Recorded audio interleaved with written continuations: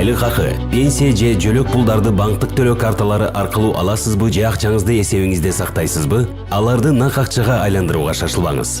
Анткени товар жана кызматтарды нактала эмес, пост терминалдар аркылуу карта менен төлөй аласыз. Кыргызстанда эгер дүкөндүн аянты 50 чарчы метрден ашса, анын ээси пост терминал орнотконго милдеттүү.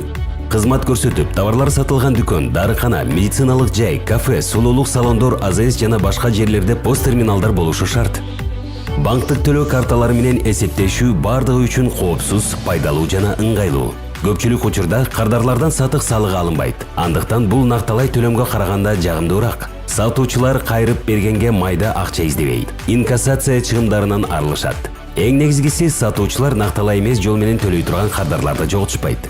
Эсиңизде болсун, товар жана кызмат акыларын банктык карталар менен төлөө бул сиздин мыйзамдуу укугуңуз. Сатуучу мындай төлөмдөн баш тартса, монополияга каршы органына кайрылсаңыз болот. Кененирээк маалыматты Кыргыз Республикасынын Улуттук банкынын сайтынан ала аласыздар.